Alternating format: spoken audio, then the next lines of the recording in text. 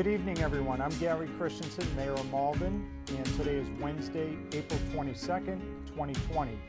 Now, normally we'd be here tonight celebrating Earth Day, the 50th anniversary of this important day.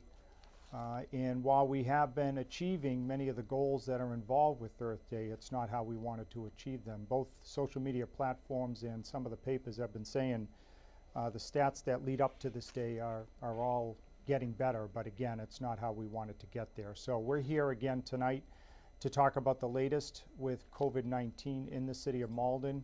We're joined by our Emergency Management Director, Glenn Cronin, as well as our Health Director, Chris Webb. So I will provide a couple of updates, and then we'll take introductory comments by both of these directors here, and then most importantly, we will get to your questions later on in the show. Before I begin, I do want to thank Malden Access Television, as always, for providing this forum to get out the word. And now let me get to some of the updates that I want to quickly let you know that are happening. And all of this can be found at www.cityofmalden.org, or you can call us at 781-397-7000.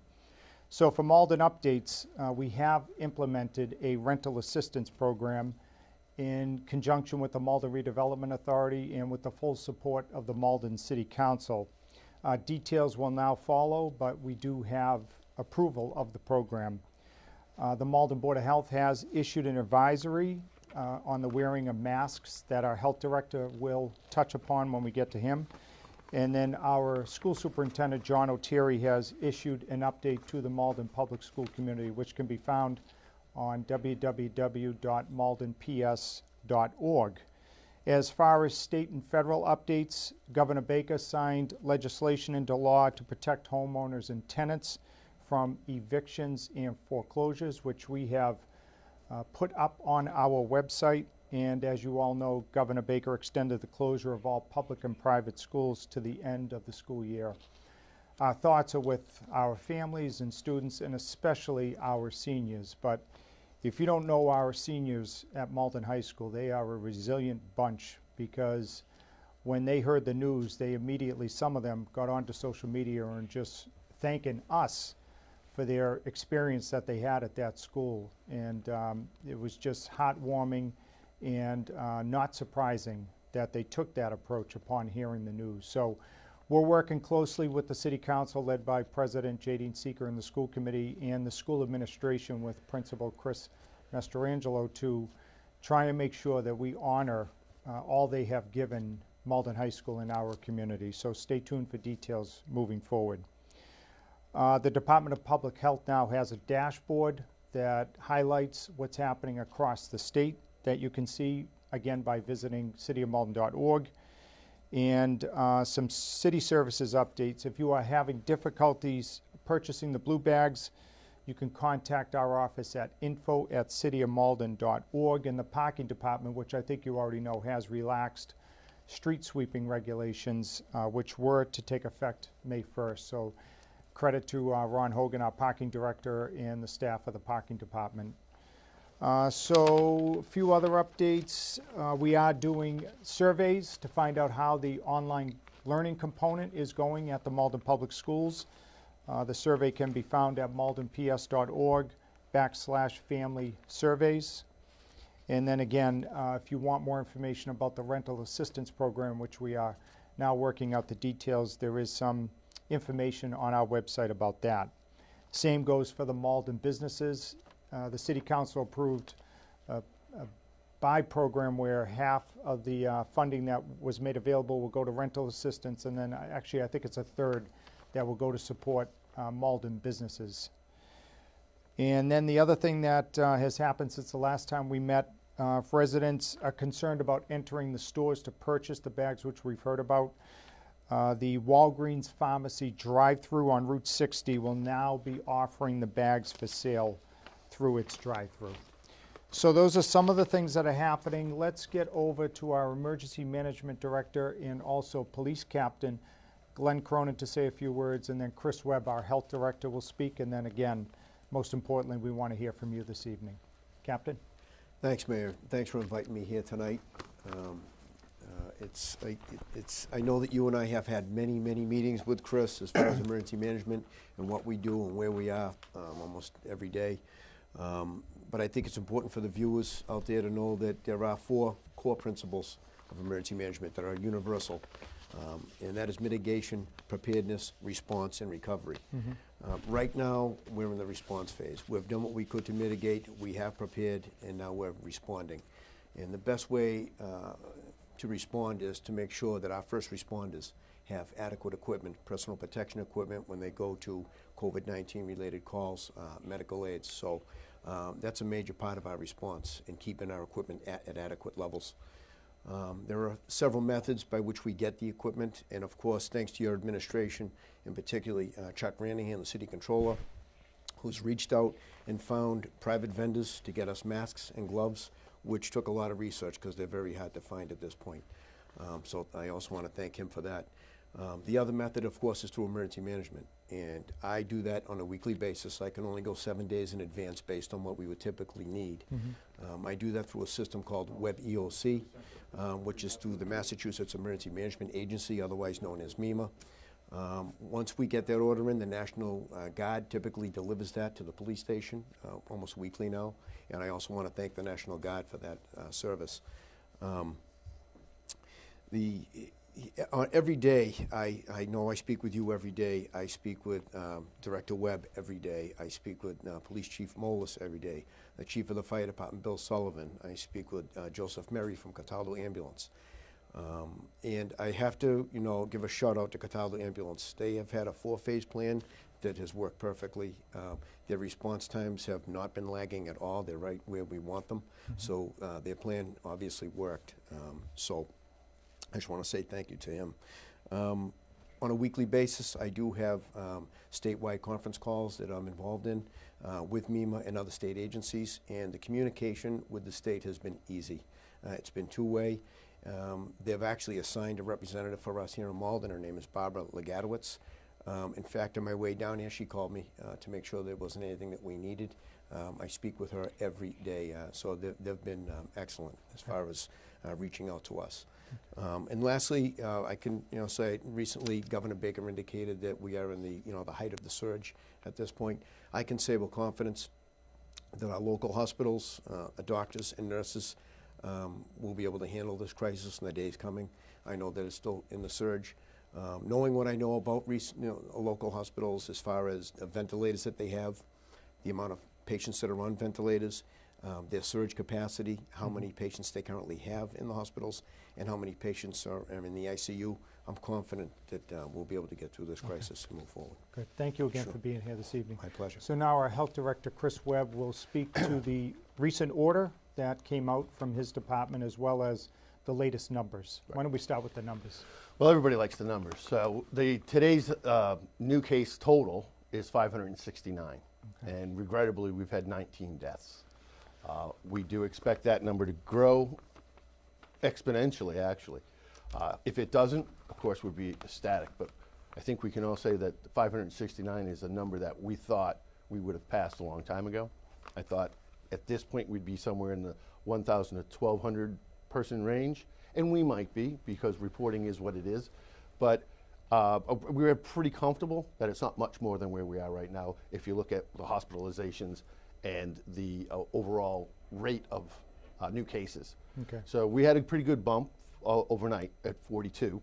So that was a surprising number, but not so much now with that new reporting system that's in place. I think a lot of people have heard about it on TV. The governor hired 600 people in the last month to cover contact tracing, which is super important, is equally important as testing. And once we get to testing, of course, a lot of more questions will be answered for us. As far as the order goes from the Board of Health, it's gotten to that point in the board's opinion that one more step will get us that much closer, and we're going to ask this of people for a shorter time frame, hopefully. But the gist of this order is that no one can report to work sick. If they are, to go home. There's no room for negotiation. Don't put them on another task. Just let them go home, especially in food service establishments. Okay. The next thing is that any employee of an essential food or essential service establishment has to wear a mask, face covering, a bandana, cloth mask, whatever is typically acceptable. You know, we don't want masks with exceedingly great holes in it. Something that has a nice tight knit to it is acceptable, whatever it is, whenever you can use it. And the employer has to allow them to use what is available, okay? It may not look as professional as one might like, but it's better than nothing, and that's what we're shooting for. And then essential businesses will also implement a couple of policy mandating that employees will self-certify to their supervisor whether they're ill or not. That's part of the food code already, but it is not part of the rest of the open essential establishments requirements.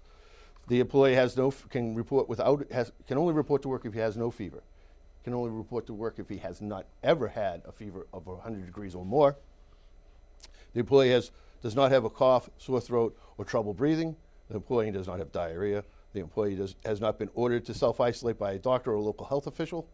The employee has not been ordered to quarantine by a doctor, healthcare provider, or local health official. Neither the employee nor household members have tested positive for COVID-19 or clinically diagnosed as having COVID-19. The employee has not had close contact or exposure to an individual diagnosed with COVID-19. And a close contact is, of course, anybody that you live in common with that you can't maintain 6 feet distance for more than 20 minutes at a time. There's one more section, that is, two more sections. The members of the public entering any essential business as defined by the Governor Baker's COVID-19 executive orders, included but not limited to grocery stores, pharmacies, home improvement stores, and the like, must at all times wear a face covering such as a fabric mask, scarf, or bandana over their mouth and nose. The cloth face covering is recommended are not for surgical or N95 not surgical grade or N95 respirators, which should be left for medical professionals and first responders. All members of the public entering a restaurant for the purpose of picking up food for takeout should wear a face covering as described above over their mouth and nose. That's in effect as of today. Now, let me just ask you, and we talked about it earlier, so the second to last provision, must. Last one was should. Yeah, you're going to watch out for the food worker. So the should would be in every opportunity where it's safe for them to wear a mask, they should. If they can't keep a social distance of 6 feet, they should. But customers are a must. A must, yes. Yeah. Okay, and that took effect when? This morning. This morning. We did we sent the inspectors out this afternoon, at 11 o'clock, and they had a great compliance, a couple of questions, but most people were doing something like that, and some felt like they should have been, and had bandanas ready and were using them. So a very good feedback all day. Okay. All right, at this point, let's get to the questions, and as you probably know, I open up with the first question, which I borrowed from the hit series Around the Rim. The host of that show, Nesta Dudley, otherwise known as the Dudster, has a section called In the Web. So I'm going to put you both in there, and whatever question I ask you, you have to answer. You can't say, let me check and I'll get back to you, or let me put a subcommittee together.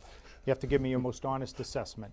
So one thing that we get asked a lot about at the mayor's office, how are the police officers and firefighters doing? How many, are you at liberty to say how many are out? How many are suspected? How are they doing overall? Okay, yeah, Mayor, great question. At this point, we've had upwards of 20 that were quarantined at one point or another for potential, suspected, potentially have close it. contacts. Right, presumptive. They've all been tested, and thank God none of them have come back positive. So, and they're all back to work. So right at this point right now, we have none out. I can say about the same numbers for the fire department. They may have had 1 or 2 positives, but they were probably upwards of 20 that were in quarantine. That was early on. And you know of other departments that have been ravaged, right? Other cities? Yeah, absolutely. Yeah, particularly Boston and, a larger city, Lowell, Springfield. Yeah, some devastation there. Right. Absolutely. Keep up the good work there. Thank you. Mr. Webb, as you probably know, we know about schools now, which you had predicted. Now let's talk about May 4th is when the order is set to expire at the state level. Do you see that happening? And if not, when do you see that lifting? Okay. And that was for what, non-essential? What's the, May 4th is the date that businesses could conceivably potentially reopen, yes, right. So do you see the state extending that, and if so, how long? Yes, they're going to. That's definitely going to be extended. We're at that point, I believe, that Because of the low, it's difficult for people to get masks still. So the supply chain has to get more robust, and it will. The testing has to go up, absolutely has to go up, because the big fear right now, coming behind everything, is people who are well, who are carriers and are infecting other people. So without testing the well, believe it or not, we're never going to be able to really take the curve, because we're always going to be looking for where the next infection came from. We have to assume it's going to be the walking well, or the well-looking sick. But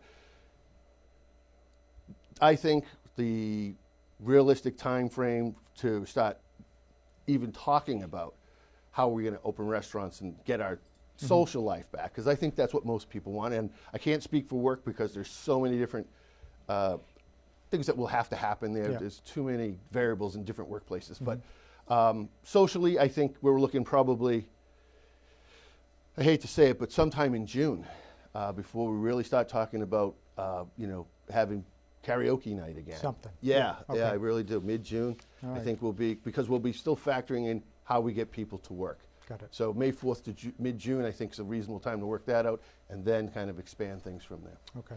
All right, you're both out of the web. Now let's go to some of the questions. And I do want to recognize our Communications Director, Ron Cochran, for helping to work with MATV to bring tonight's show to you, as well as our Chief of Staff, Maria Luis, from the Mayor's office. So let's take some questions. Thank you, Mr. Mayor. As you're aware, I just want to let those at home know that you can ask your questions either by calling in to Malden Access Television. We'll take your call live in studio, or you can go ahead on social media at facebook.com/City of Malden and ask a question there. We will relay them into the panel, or I should say I will relay them into the panel. And we're going to kick it off tonight with a caller. We actually have an early caller in. So Brian, go ahead. You are on the air with the panel. Hi, Brian.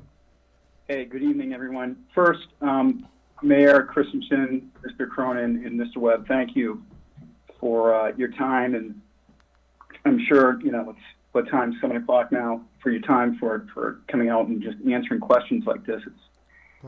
It's reassuring to see government officials kind of addressing this in the way that you guys are doing. So thank you very much. Thank you. So just maybe a two-part question. First, and maybe Chris, this is more directed towards you. Okay. So what we have in place as far as coverings, masks and whatnot, is that more? Is the City of Malden going to continue to do that? Should the infection rate, say, in the city remain where it is, where Governor Baker maybe gets rid of that order sometime in the future? And I guess what I'm getting at is this more, are we doing this more as a directive from the governor, or is this more something that we feel as a city we need to adopt and continue to adopt should that go away at the state level? Are we still going to consider that at the city level? Good question, Brian. Very good question. The answer is simply yes. We're going to, the Board of Health is looking at all of the statistics that are out there, and you have to make an educated guess. Luckily, we have a microbiologist on the Board of Health, which helps us dramatically in this instance. And she looked at these steps that were proposed, and she couldn't wait to second the motion. It just was very important to her that these things be put in place because, and know this, that Melrose, Wakefield, Medford, Winchester are looking at them as well. They may go on board as early as tomorrow, which is a really important part of the effort, is that we get more community doing the similar, more restrictive things for a shorter period of time, we get better long-term result. And that's what the goal is, really.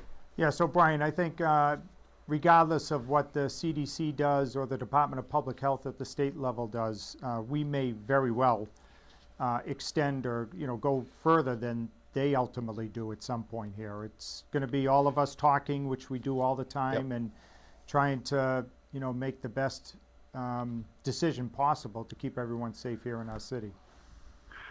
Fair enough, and I can appreciate that. And in that vein, maybe you guys can address one other question, maybe a bit tough topical considering the seriousness of the situation, but we are starting to move into spring and summer, and I realize all the parks are closed.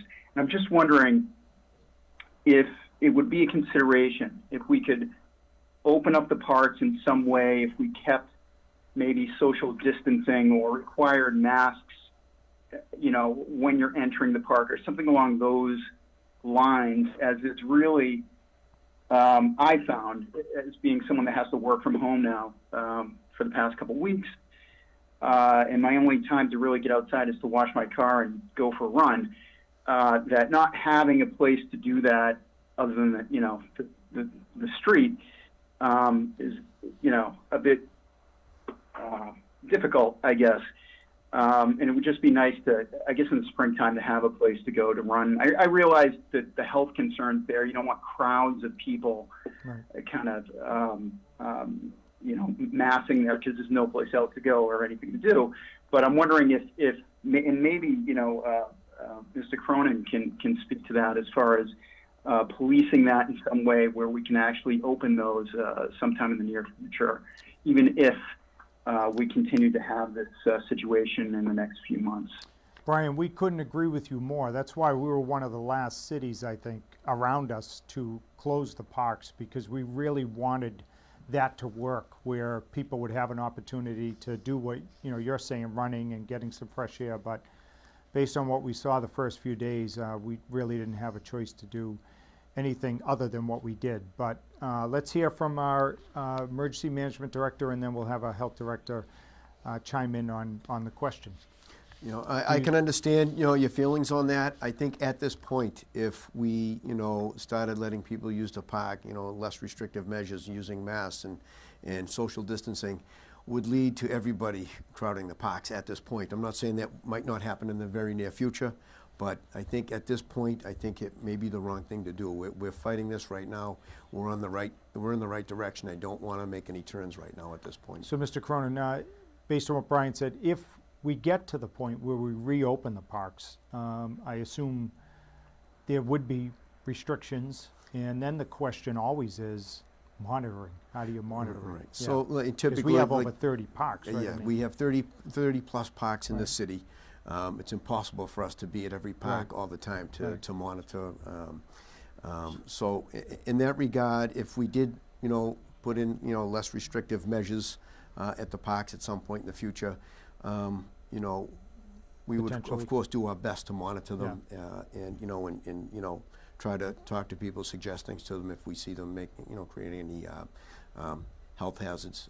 But that's yet to be seen. So. And Mr. Webb, do you think maybe a compromise might be to what Brian's saying, based on what we saw, is that at some point we do reopen the parks, but maybe we don't put up the nets for tennis or the hoop, the rims for basketball? And I think that's what we'll do, like the crawl, walk, run kind of thing with that. I can see a time, and it's not too far off, I don't think. Maybe the May 4th is a better time for us to sit down and relook at that. That might be one of the first things that, for people's physical and mental health, might be a smart thing for us to consider. Right. So we'll look at that. Maybe we can do some things with the bike path too. Might you, if you were to look at it, would it be, could you do some of the parks and not others, or would you do all the none? I think that's probably a good way to roll it out. Just roll out the larger parks first. We don't want everybody going to Patcho Park because it's open. Right. It's probably the smallest park in the city. So, yeah, we'll come up with a program. We're cognizant of that issue. I mean, I'm not the most physical man in the world, but I do like to be outside. Right. I'm chomping at the bit as well. Okay. Brian, thank you for calling in. Thank you, gentlemen. Have a good night. You too. Okay, our next question comes from Katie McDonald Carter on Facebook. Katie asks, has the city considered offering students a student summer enrichment program online if we will not be able to have them in school buildings? Not yet. I think right now they're just trying to figure out how to finish off the school year or the non-school year. So most of the efforts have been focused around online learning, the prom, graduation, National Honor Society induction ceremony, eighth graders moving on. So I think that's where the focus has been. But I'm sure in the not too distant future we'll be talking about what to do over the summer. I mean, one thing that we just started exploring is whether or not we can up the timeline upon which the summer jobs program begins, for our students. First of all, whether or not we can make it happen, and if so, can we move it up from the normal timeline, which is right around July 4th, just to make sure our students have something to do earlier rather than later in the summer. So we'll keep everyone posted, and I don't know if you want to add. I think that covers it. Pretty much where we're at, right? Yeah. Okay, a couple of questions that have come in, similar ones. I like to combine them. A few folks have asked about city-issued masks. Is there a potential that we as a city would offer masks for those who are not able to get them? Yeah, we've talked about that, but there's a priority now, right? Is it first responders? Right now, of course, masks are still in great shortage. Okay. So we're concentrating on supplying the masks. So that you haven't seen that improve? Not a little yet. Better, I'm sure over time it's going to, and that's maybe something we can look at down the road. But for now, we're concentrating on getting them out to first responders, the city departments. We're actually supplying, and in fact, today I got a call from the Davenport. They were running very low on masks. I ran them right over there. I gave them. And you've been over to 59 Green Street, right? 59 Green Street, the Dexter home. I've been to all the senior care facilities. Okay. We're even getting requests from funeral homes, which we do our best to give them what they need. Right. But we've delivered them to group homes. So you don't see that for 60,000 city issued? Not at this point, because we would have none for first responders. So in lieu of that, Mr. Webb, why don't we tell them what they can do short of a city issued mask? Sure. Any of the handmade masks are great. I'm really enjoying some of the stuff I've seen. A bandana is fine. A do-rag is fine. Anything, a t-shirt. Take your t-shirt and lift it up over your nose. There's nothing wrong with that. Like, the heavier the material, the better. But, if that's all you've got, then that's sufficient. Cloth is fine. Your intention is to slow your respiration and not let any droplets out.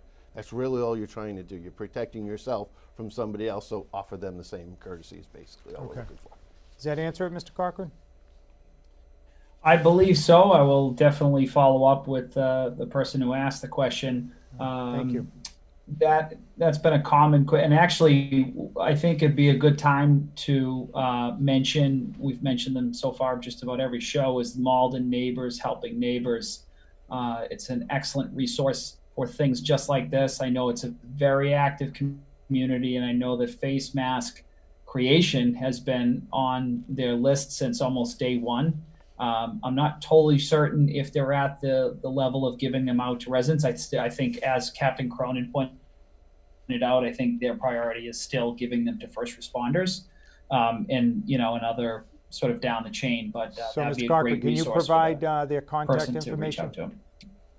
Absolutely, we'll do that, and that is www.maldenneighbors.org, and they're also a very active Facebook group. So that would be another great way for them to reach out. But I will do that here. And in fact, right in our Facebook thread as we speak, there are people responding with that actual response. So I want to say it here for the benefit. Yeah, they have been a godsend for sure. I mean, just last week, I think they made a delivery of meals to our veterans within the community. It's just, can't say enough about what they've done for us during this time. Okay, our next question, Susan on Facebook, I know you've addressed it before, but maybe we can reiterate it, was people that have concerns about getting blue bags. What are some of the options that are out there? What can they do to obtain those? Yeah, this has been something that we've looked at from the beginning, and I think we're starting to make progress. I mean, in no instance have we heard from our distributor that they've had a problem delivering them to our community. And the shops that we have listed on our website said they really haven't had a problem stocking them, but that hasn't turned out entirely to be the case. So we've taken steps, again, working with Malden Neighbors Helping Neighbors and internally ourselves. We just developed an option working with our business development officer, Kevin Duffy, and the local Walgreens here on Center Street, where you'll be able to go through the drive-through and obtain them that way. And we also now offer the ability to have them mailed. So if you have specific questions, don't hesitate to call us, 781-397-7000, or you can email us at info@cityofmalden.org. Okay, next we have a caller calling in. They chose to remain anonymous. They're calling themselves Concerned Citizen. So, Concerned Citizen, go ahead. You are on the air with the panel. Good evening. Hello?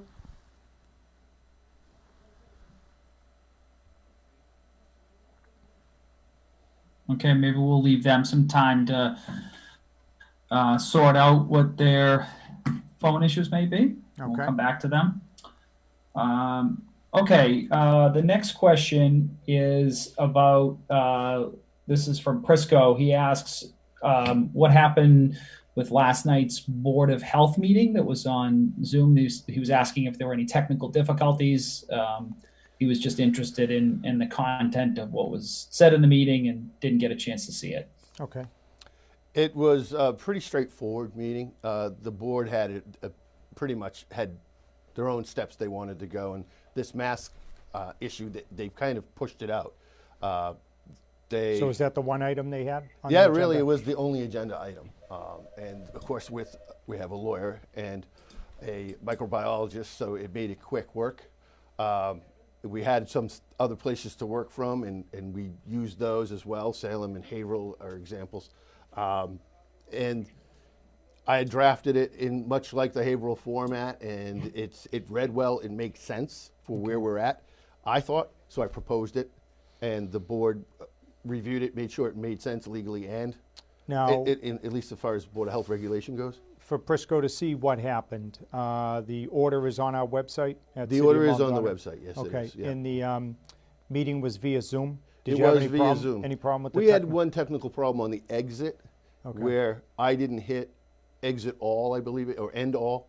And what happened is that video, that meeting stayed open, Oh, okay. even though we had left. Okay. So we did, but I was using my phone, and it didn't give me an end all option. It's Yeah. a different. So I'm going through the video to learn more about that. Yeah, The well, video tool. you're doing better than me, because it turns out I muted myself at the department head meeting this week, which didn't get a lot of complaints from our managers not being No able one to hear mentioned me. it? So no, not at all. So okay, do you want to go? Where do you want to go next, Mr. Cochran? Yeah, we've got Kevin on hold. So Kevin, go ahead. You are on the air with the panel. Good evening, Kevin. Good evening, Mayor. Good evening, everyone. Thanks for having this once again. I can't say it enough that, your information is better than my imagination. I appreciate that. But I have some serious questions I wanted to ask you guys. Okay. One of which is the conflicting information that's being disseminated both by World Health Organization and our own CDC about face masks. One is saying that they're very dangerous. People don't know how to take them on and off as they should, and they're actually probably getting themselves more sick. And that the good it actually is doing is that the people who are sick aren't really able to spread their sickness as easily with a face mask on to people who are healthy. All right. And then if you can address the second question, because it's something similar, that's the conflicting news, is Massachusetts, Boston specifically, made national news recently because of the Pine Street Inn universal testing. The CDC actually came to Boston because they were alarmed that over 100 people tested came up positive but showed no symptoms whatsoever. They were all asymptomatic. So this kind of goes back to what the chief said several times. We have to assume that everybody's positive. Right. But I wanted to address it because even more so, the people running around thinking they're feeling good and not really taking the steps seriously that our health department is asking them to do is now putting more people at risk because they feel that they're healthy. All right, let's take the second question first. Let's talk about the Pine Street It's a Inn. great point. The Pine Street Inn was identified more as a study, so that's why CDC came in. It was a congregate group. They knew that they would have a certain population with a lot of autoimmune suppressed issues. So it was a great place to start. Test, to test their capability, to test the equipment, and to test the turnaround time. So that was important. It was discouraging to learn that people who are well or present well or think they're well can be carriers and indeed infect people. They're infectious for about 48-hour period right after they become infectious, but they're not sick. So they have a good strong 48 hours where they're going to, if they're in contact with somebody, they're going to infect them. It gets less virulent as the hours go by and the contacts change. I mean, the more intimate the contact, the more likely. So that's really how it goes, and that's the mindset is get more masks on people right now, more face coverage, so you protect yourself from somebody else. Yeah, can you just reiterate what you've said? Different shows that continue to assume everyone has it. Absolutely, absolutely. I was talking to someone today, and they said, "Well, it looks like we're out of the woods." I said, "No, we're in the middle of the forest. We can see the other side of the forest, but we're not there yet." And it's going to take the efforts that we've been using for at least 3 weeks, I think. That May 4th date is there for a reason. It mathematically makes sense through all of the algorithms, and I think we're a little ahead of it because people in Massachusetts throughout the state have embraced this idea. We're not looking like the southern states. Some people embrace the idea, other people want to go to the beach. So that's it. And to the first question, the mask issue. Yeah, let me jump to Captain Cronin. Sure. I want to end with you on it because Captain Cronin has sent me many articles about the World Health Organization versus the CDC. So what's your latest opinion on whether or not what's been recommended works? So Mayor, initially the CDC had come out early on and said, the masks should be put on the individuals who are suspected of having COVID-19.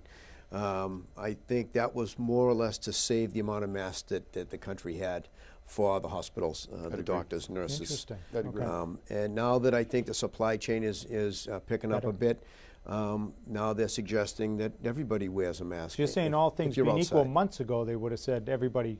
Yeah, I was kind of surprised that they changed their stance on that, but that's how I look at that. So do you think they work? You think they help? I do. I wear one. We've put out an order at the police department. Chief Moles put it out that when you're at work, you will be wearing a mask in the building and outside in patrol. And if the chief is watching, he did have it on when we got here tonight, but the studio wasn't able to pick up the sound. So that's the only reason he's not wearing it now, Chief. So make sure he's excused tomorrow. Roll call. All right, let's go to Mr. Webb. What do you think of the World Health versus CDC? Who's right? I would go with the CDC every time. I think the World Health Organization is more of a halo. It's dealing with the world. And while they have done great work with Ebola, HIV, in places like Rwanda and other African countries, it's different there. It's not as developed a country. It's not as dense a population.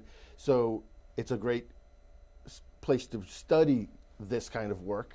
And we're using those studies here for this thing.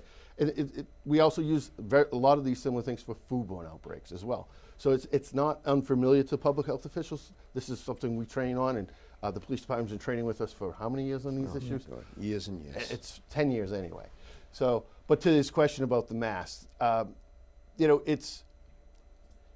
there's a right way to don a mask and there's a correct way to doff a mask, just as there are gloves and anything else. I would say do the best you can. If your intention is pure, you should be okay. You don't want to be flipping your mask off in the direction of somebody else. It's always nicer if you can turn away and drop it low just for a minute and then bring it to the front. Just keep the airstream down while you're doing it, put it down and walk away, or throw it away, preferably. That's another thing I want to warn people about is keep in mind when you go to the grocery store and you wear your mask, don't wear that same mask 3 or 4 times to the grocery store. How long? I would say one trip to the grocery store is good for a mask because you've got, in any one of these stores, you could have up to 100 people with you. And they're respirating as well. Although they will have masks on, it's still going to leak out the sides. There's still going to be that chance. Get rid of the mask afterwards. So you think a mask on average one a day, you're saying? I think one a You day can get is a day? if you're not going food shop. If you go food shopping, you're respirating at a pretty high rate. You're trying to get in and out. Your stress level's a little higher, so you're breathing a lot harder. You're going to wet that mask a little quicker than you normally would. And generally, once it gets that moist, it's not effective. You're not getting enough air through. And that's what you have to worry about, too, is someone who is a little sicker, wearing it too long, it gets too damp, they can't bring air through, and it exacerbates their condition. Okay. All right, Mr. Cochran. Thank you, Kevin. So information, this is my, so information, the question I wanted to ask is, at some point, since we know there's asymptomatic people out there showing no signs of the virus, we know that there are people that are ill, and if the mask does nothing else but prevent the asymptomatic people from further spreading it, should we be considering not asking, since as I drive around, you see a lot of people not complying with the ask, and soon start demanding that people put something over their mouth?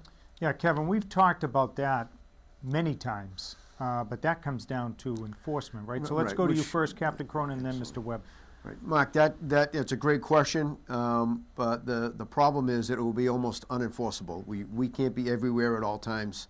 There are many people outside, so for us to run up to every person we see without a mask on is almost impossible. So, Yeah. Kevin, it may sound good, but, you know, the practicality of enforcing it would be challenging. So that's why we've just tried to, as often as we can, you know, reiterate the importance of wearing a mask. But at some point, you know, people like you and everyone else, us up here, you know, we have to heed the warning, take the responsibility. There is no law right now where I can say put that, you know, on according to Mass General Law. You have to do this, so Right. I just can't enforce Right. it. Mr. Webb, you agree, right? We've Yeah, talked about absolutely. this many On the times. open public way, I don't think that's reasonable to expect, and I don't think, honestly, it's reasonable to have someone do it. There's got to be a point in the day when you can take the mask off and walk. If you have to walk 6 feet, 12 feet, 20 feet, whatever makes you comfortable away from somebody, do it. Right. Right? Personal responsibility is a kind of that gap that we can't cover. Everybody should have a sense of personal Yeah. responsibility, and if they're Well, not once responsible, again, I want to thank all the first responders and right? Yeah, Kevin, and you'll be happy to know our police chief, Kevin Molas, believes that we're in the 80s or 90s on compliance. And you're everywhere, right? I mean, you're checking places, and you think overall we're doing okay with people We're doing complying. great, Right. great. And the establishments are doing great. Yeah. I mean, think incredible. folks are self-regulating, Okay. and we see it more and more and more. All right, Kevin, thank you Well, very I much. We're wanted going to you move on. Yeah. Thank y'all, everybody. All right, Thank you Kevin. all the first responders. Thank you. Good night. All right. See you later. Okay, we'd like to thank Kevin. He's been an all-star caller every week sure. for us, so thank you again, Kevin. Our next question comes from our Facebook thread that we have going here. Lynn asks, this is to the panel, but she directs it at Chris Webb. Will residents who live in public housing receive notification if someone in their buildings are diagnosed with COVID-19? Good And she goes question. on to kind of list some of the concerns she has. And actually, we'll combine that because it's a question we've received not just about Malden Housing Authority, but for other buildings in general. So I guess we could combine those two questions. Yeah. Mr. Webb? Okay. In any large multi-unit building, regardless of age or occupancy, the answer is no. The people who are diagnosed are being monitored with the public health nurses that we've brought over from the school department. There is a HIPAA law that does not allow the release of personal health information no matter what. Everybody has that right. It does, and early on, when I can give an example, but I won't say what building, I was talking with people at a building, there was a family that was ill, a whole group. A next door neighbor was also ill, coincidentally. There's no tie to these people. The building assumed everybody was sick, and that wasn't the case. So we did tell them there were, the number of people. We didn't tell them where, we didn't tell them who, but we just gave better information than they had. Okay. And so their imaginations didn't run away. But that's why we can't tell you where they are. Okay. We are tracking them, know that. We're actually going to start mapping the locations soon, and we're going to try and start overlaying data by age, race, any That'd be other great. thing we can do. And then people will have some interactive with that. Hopefully, I'm going to be talking with Steve Farmer about that. Yeah, tomorrow. what we can tell Lynn, though, is our office has been working with Captain Cronin, and he's done an analysis with Mr. Webb across the city, and there are no particular hotspots. There are not. It's The pretty cases much that we even have are throughout the pretty. city. It really is. Yes, Okay. and I would say for somebody who's in an apartment building like that, they should. I mean, there's things you can do no matter what. Just assume that everybody has it, but wash your hands. Wear a mask when you can, and socially distance. I think those are three important And, things. take a tissue when you go out the door. Hit the elevator button with it. Yeah. When you get downstairs and you get through the doorway, throw it away. Got it. All the first Okay. responders right now approach every call as if people there may have COVID-19. And again, as recent as this week, when you looked at the numbers, because the first responders have to have the addresses of who yes, has we been get diagnosed. we get the addresses. Right. That was through And that was the a state change, I think, legislature. for Yes. the crisis, right? Yes, we did that first- very early on. Right. yeah. Yes. So, and I think what you shared with us is that there are no, whereas some cities, I think Yeah. Boston said they have Right. hotspots. Certain cities You are had not. hot spots, but we Chelsea. are very even right across the city. Okay. All right, Lynn, so there you have it. Was there a follow-up, Mr. Cochran, or? Nope, that was it. Okay, we have another phone caller. So Marie, you are on the air with the panelists. Go ahead, Marie. Hi, I'm sorry I call you every time. No, you not have at all. conference. No, welcome. But hi, Mayor. And I guess my question is for Mr. Webb, Okay, and that is there is so many things online about we're not supposed to be touching money or spraying down our mail. And I guess my question is that I don't really understand, like, if we don't have gloves, I mean, how are we supposed to disinfect all these paper goods coming into our house? sanitize, right? I mean, Yeah, you can. Well, I would recommend tongs, 2 spoons, turned inside, and, like you did the spoon thing, but turn it inside. Okay. Lysol spray on each side, let them dry, and then you can handle that. and then having sanitizer. And then sanitize afterwards, or wash your hands Got afterwards. it. Absolutely. Yeah, yeah. Okay. And so if we go to like an ATM machine, should we be doing that with our money too? Yeah, I would recommend that if you go to an ATM, you should wear gloves. It's Okay. my experience. I stood in line for an ATM recently and didn't use it because the 3 people in front of me did absolutely nothing. I did have a Okay. conversation with them, but But Mr. Webb, short of that, sanitizer, if you had a little one. yeah, You take the sanitizer. money and, A pocket full of tissues will get you a long way during the day. Take 2 tissues, fold them over your finger, do your Always. ATM, Yeah. throw the tissues Oh, away, and then okay. sanitize. yeah. Is really all you need to do. Keep in mind, you have to be in close contact with the virus for at least Right. 15 minutes, unmasked and exposed. It's rare that you're going to have that in a day-to-day transaction, but if it turns out Okay. that way, do the things we recommend and you'll be fine. Okay, Murray? I thank you so very much Thank for you. being honest. All right, Bye-bye. hang in there. All right, Mr. Cochran? Yeah, our next question comes from Emily. Emily asks, she'd like to know how or what the plan is for our kids within the school system. Are they going to be passed to the next grade, forced to repeat, summer school, etc.? Yes, they will be. I believe it's credit, no credit, and I think it's been implied that based on what's happened, they're going to, Good. move people forward. Right now, they're just trying to get down the online learning program, working with our teachers and staff. So I don't see anybody, being hindered as a result of the pandemic.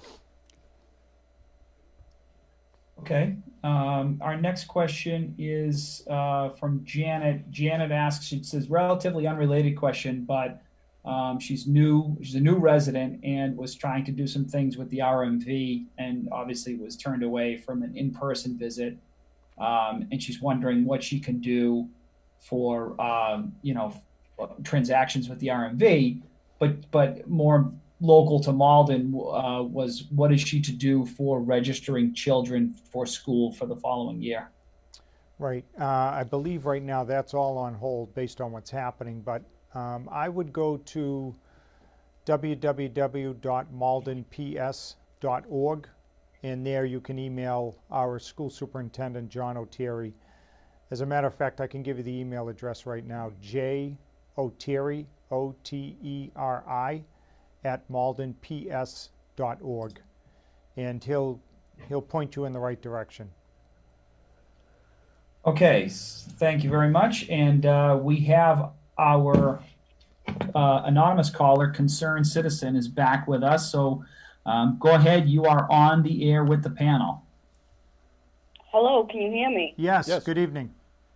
I live at 55 Pleasant Street, Housing Authority. Okay, And there are things in this building that are going on here that are appalling. okay, People are allowed in the elevator without masks on. There are 3 to 4 people in a small, confined elevator at any given time. I had to ride in the elevator with someone who was not wearing a mask. She roams around the building. They have taken two people out of here in an ambulance with suspected COVID-19, and no one from the housing authority has even contacted any of us in the building. all right, let's, do you want us to try to just answer? let me finish, and then, Okay. please. Okay, go right Just ahead. let me get this out. No one has even called us, and it isn't rumor. This is something witnessed firsthand. There are 172 apartments in this building, and 90% are sickly, elderly people. Okay, And I know other buildings. I mean, this is not safe, Okay, and nobody is doing anything about it. yeah, all right, let's see what we can give you back in terms of information at 557 Pleasant, I think she was saying. Well, it's just like any other congregant building, except in this case, it's a Malden Housing Authority building, so visitors are limited to the exterior of the building. If people are inside and you're in an elevator and you're wearing a mask and they aren't, you're protecting yourself from them. They have no protection from you. So I wouldn't worry about them. I'm hopeful that the new order that's gone out today and will be pushed out over the next couple of days will get people to at least start putting bandanas, their shirt up, or whatever when they come in contact with someone and they don't have a face covering. So we're hopeful that's what will happen and those instances will drop. And that's really what the board is looking to do. Just find those little gaps. And by putting more people in masks, specific people in masks, we do that. Okay, and same thing, you've been in touch with Mr. Finn, the executive Every director day, of every day. Malden Housing Every Authority? day. And nothing that you've heard or seen? Not a word of it. I think some of this stuff is unavoidable. I mean, people will be people. Again, personal responsibility. If you don't take personal responsibility for somebody else, then you're selfish. So there's nothing right now in the regulations that 2 or more people can't be on the elevator at the same time. It goes back to what you're saying. It'd be protect- he said, she said, we'd never be able to enforce it. Yeah, right. And it's what you said too, protect yourself, right? Yeah, Maybe right, 10 they all happen. Right, and if you see 2 people in the elevator, you have the option of not getting on Not that getting elevator. on the elevator, So, right. you know. Or if they're getting on, Oh, I've ask tried them not that, to. but I am not the police, and I have to live here. Right. So people are going to look at me like, Right. hello, who the hell are you? To tell me, like, Yeah, what I would won't do get, is I'll just, be in the elevator. Am I supposed to get off when people get in? Yeah, do you- Yeah. I'm still, Yep. If your comfort level is such, yes, you should. well, we're Otherwise- supposed to be practicing distancing. Do you wear a mask? How can there be 4 people in an elevator? right, do do you- you wear a mask? Yes. Okay, good. Gloves. That's great. You're protecting You're yourself. protecting yourself. Let them worry about themselves. Just get on with your business, you know. And we'll. I'll talk with Mr. Finn tomorrow and see if we can't get. Maybe it's a language barrier. We'll Yeah. get some signs up in different languages. Yeah, We and have some signage we you can also provide. have a residence council there, I believe. The president, is it still Peter? Peter Wang, I think? Nobody is doing anything. All right, well, look for him. He's the leader of that building. We've had pretty good luck with him. I forget what floor he's on, but maybe speak with him, who then can bring your concerns to the Malden Housing Authority board. But in the meantime, we'll speak with Mr. Finn again, who we've had pretty good luck with. We've during had this great whole- luck. When we Absolutely. see these things, we put the fire out. I think more posters might do the But job. when you hang up, just again, I think they both have said, make pretend everybody you're coming in contact with has it. So if you're wearing a mask and you're wearing gloves and you're not getting on the elevator at the same time as someone else, just try to take those steps because ultimately it will come down to you. All right? Okay. Thank you. Thank you very much. All I right. hope this gets solved. Okay, Thank you. will do. Be well. Thank you. Okay, our next question is a couple of folks going back and forth on our thread about testing. Diane is one of them, Ash is another. And I think the main question is around testing of people that are asymptomatic or, or maybe just low on the list of concerns, don't qualify. And if you could too, Mr. Webb, also clarify, because their assumption is that the city can increase testing, that we have the capacity to do that. So maybe if you could explain how testing is done and what are the agencies that can and will do testing. Sure. The only people who will be doing testing from now for the foreseeable future will be hospitals, medical centers, doctors' offices, and the like. The health departments will not be standing up right now because the numbers are where they are. If they were climbing, we'd be having a different conversation.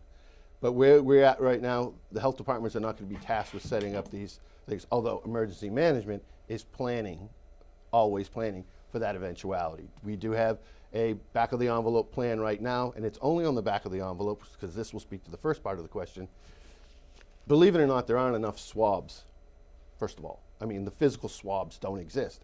Those are being manufactured. The other thing are the reagents that you need for the testing. There's tens of thousands of gallons, maybe hundreds of thousands of gallons of reagent that have to be made. It's a very exact process. Some of the quicker tests that have come out have 30% false positives, which is useless. So that's why it's taking so long. This is the first time the virus has been seen. So to replicate it, which they've done, is very important. Now they can start using those replicated copies of the virus to test reagents and vaccines, obviously. But they need to be able to make sure they have a good way of making the reagents, get enough swabs, and then the real crucial part, which no one really wants to talk about, is the sufficient labs. That's where it slows down. You can take all the tests in the world you want, but they're only going to stop at the front door if they don't have the capacity to test them all. Okay. Do you want to add to that, Captain Cronin? You agree, right? Yeah, absolutely. Yeah. And like Director Webb had said, we have planned for this and prepared for it. If we ever got to the point where we had to do mass testing, we are ready to go with that. But like some of the viewers are asking, I've wondered this myself. So where we are seeing testing taking place in other cities, that's because of the number of cases they have, or the hotspots that... Yes. Yeah. In the earliest stages, what we look at now as a normal number was high. So they reacted, and reacted well, I think. And it did a couple of things. It probably did lower that rise in the long run. And it gave those cities the opportunity, and us also, because we went over and looked at a few of these, an opportunity to exercise it. There may be a day when we have to vaccinate everybody. Mm-hmm. And we'll use some of these methods that we're testing now. Okay. Just in reverse. Yep. Okay, Mr. Cochran? Yes, we do have a caller. It's a repeat caller. Brian is back with us. Brian, go ahead. You are on the air with the panel. Hey, guys. Hi, Brian. Thanks for taking my call again. I just wanted to touch on two other questions. The first directed at Mr. Cronin. And this is a bit difficult, but maybe is there any way you can delineate between the current orders surrounding COVID-19 and what citizens need to do? Can you delineate between what is unlawful behavior and just civil, say like if you walk into a grocery store without a covering, they can not serve you. Obviously, it's civil. But is there anything? Are there any laws or is anything considered unlawful at this point regarding what's been put in place as far as the COVID-19 orders or recommendations? The short answer is no. But I can give you, when you say delineate, I can give you an example where it's a fine line between breaking the law and just walking on the other side. And one of those is an old, antiquated law, which was expectorating in public. It's under Mass General Law 270, Section 14. If someone purposely spits in an area that is exclusive for pedestrians or a sidewalk, it is arrestable. But if someone spits because they have to spit, there's the difference between the two. It's all about intent. But as far as your question, no, there's nothing right now that's enforceable in that regard. And Brian, or that's arrest. why our approach during this pandemic has to try to make everything advisory as much as possible because of the reason of enforceability, and we also want to give our residents the best opportunity to comply. Right. I mean, this is a pandemic, so we're hoping that as most people learn about what's happening, that they will simply do what's necessary to keep themselves safe as well as our entire city. Our goal is to get as much public cooperation as we can. We don't want to get into the enforcement side of this. Right. There's no need for it. Right. No, I realize, and thank you. I just wonder if there was any hard, delineation that you can make, but I appreciate where you guys come from. All right. There are civil And, fines, just- but there's no Right. criminal charges. Just one other question, if I might. Another caller touched on this. Regarding tracing, and I was just wondering if there would ever be a consideration, and maybe Mr. Webb can speak to this, or perhaps Mr. Cronin, would there ever be a consideration where testing residents of Malden would become a mandatory issue for you to be able to, say, use parks or enter government buildings freely without a mask on because you have antibodies, you've already been infected and therefore you have the antibodies and therefore you can't pass it on or be reinfected. And I know that's kind of a dicey question, but I just want to get your take on that if you guys want to expand. Well, I think we may have to add Brian to the panel. I think so too. Yeah, that's pretty Great good. questions. I know this has been talked about a little bit, but what's your thoughts on that? Do you see that happening? Yeah, eventually. Yeah, of course. Everything's going to happen eventually. So you're saying to get into places, you might have to... I think there might be a way that you can, you'll get maybe a pin or something that you can wear in your lapel, so you're not scaring somebody. It would be a great local program. Thank you, Brian. We might do that. If we can get people who are going through the contact tracing and we get our hands on the list of people who have recovered, we could start a program when we send out a pin and they were kind enough to wear it so they could give those people they're coming into contact with that confidence that, I've been tested and I'm fine. It's a great idea. I'll run that up the chain of the Health Officers Association You see tomorrow something morning. like that happening down the road? Yeah, we'll try and get it statewide. That's a brilliant idea. You agree, Captain Cronin? You absolutely. see something after this is all over happening? Yeah, I can see a lot of along those changes lines? coming down the road Yeah, after yeah, this. okay. It'll be a while, but I think it's going to happen. Let me build on Brian's question. Let me ask you, that's been in the news a lot. Tell me your thoughts on contact tracing versus herd immunity. Wow, Well, great question. You think That's a there's great anything to herd immunity? Yes, there definitely is. Herd immunity is, But has been are they proven. two separate paths, and Yeah. we've chosen contact tracing as The the herd way? immunity is when you vaccinate everybody and everybody becomes immune. And that's why in certain years, I won't say every year with the flu, but in certain years they get usually put 3 viruses in the flu shot every year.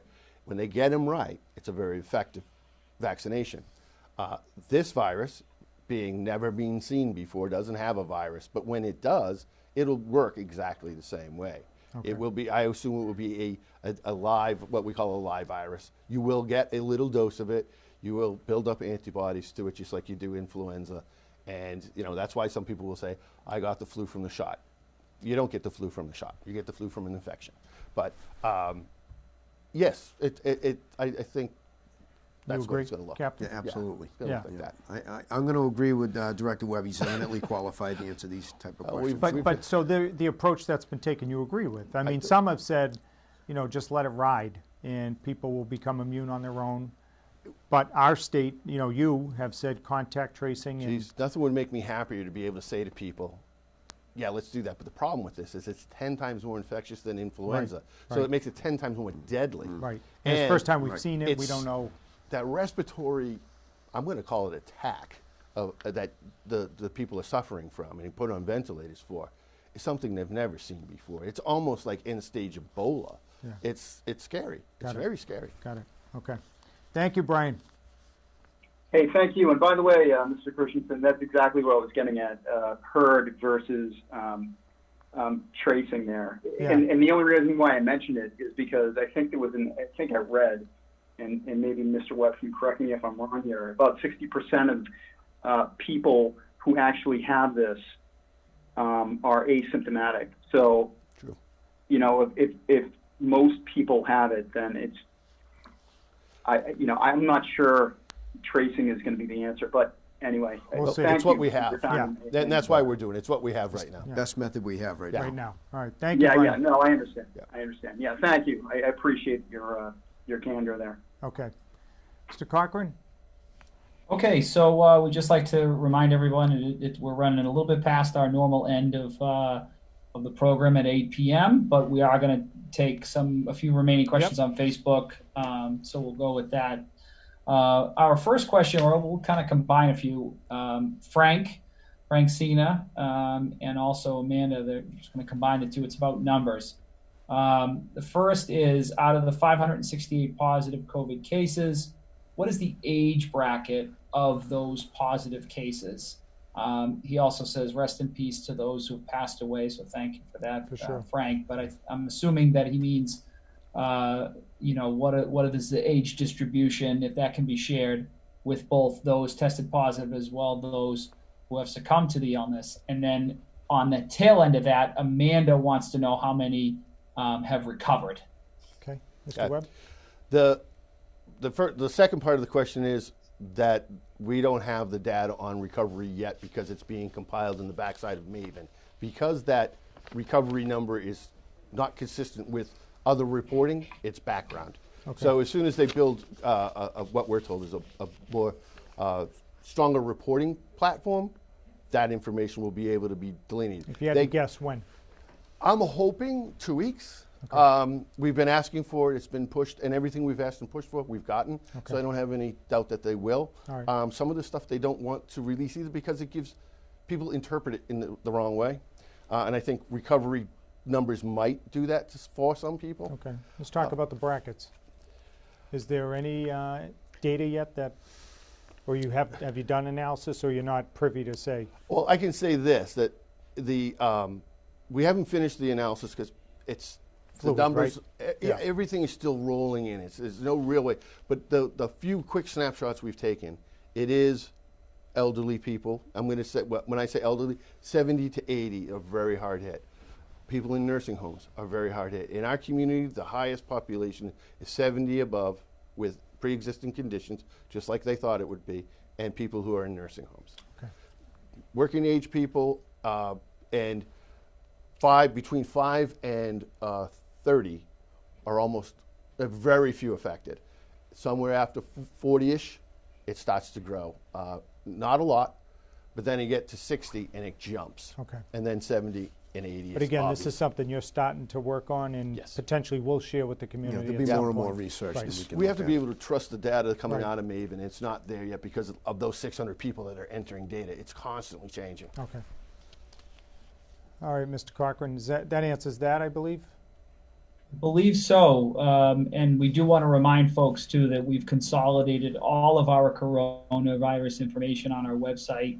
Easy to remember URL. It's just cityofmalden.org/coronavirus. You can also use /COVID-19, COVID-19. I think I covered all possible variations of that. So that is a new consolidated website that has all the information and resources that are available. And we do want to also reiterate what you said earlier, Mr. Mayor, and that is the interest list for residential assistance as well as business assistance. Those two links are there now as well. Okay. But with that, I think we have closed out our questions, and I'll leave it to the panel to close out.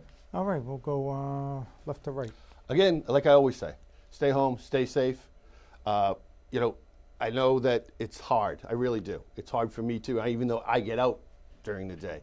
But I go home to my wife who's ready to kill me every day I walk in the door. Right. Just be patient. I can't reiterate this enough. We're close, but we are not close enough. And if you want to see an uptick at the worst time this summer when vacations are planned, everybody's gotten back to work, or at least most of us are back to work, all it's going to take is one rise in it because we get lackadaisical now, because it won't play out for 3 weeks. So whenever we relax, that's when we're most vulnerable, and it will carry on. It will. And again, if people have questions, phone number and phone number in my office is 781-397-7049, and the email is cwebb@cityofmalden.org. Okay, great. Thank you. Thank you. Mayor, I would ask that folks have some patience, at least from the police perspective. If we're at a park and there are, a couple of people in the field and we respectfully ask them to leave the field, a lot of people get upset and they say it's only because it's just 2 of us here. But 2 turns to 4 and 4 turns to 8 and so on and so on. So I would just ask for the public's cooperation, which we have, by and large. And as far as emergency management, I want to let folks know if they have any emergency management questions, they can call me on my cell phone at 781-570-1035, 781-570-1035. And that's for police questions or emergency management. And my email address is gcronin@maldenpd.com. Okay. And just on behalf of the City Council and the School Committee, we really want to say thank you to the community for your patience, your understanding, and for your spirit. This thing seems like it's been months, but you never know it by the support that we've seen throughout our city. And so we really want to take this opportunity to say thank you for trying to do what you can to not only help yourself, but to help others. And that's something that I will always remember from this pandemic. So, this, again, has been mentioned, it's not a sprint, unfortunately. This thing is a marathon. And we just have to continue to work together to get through it, and we will. So again, on behalf of the panel, we'll be back next week on a date to be announced, and in the meantime, try and hang in there. Thank you.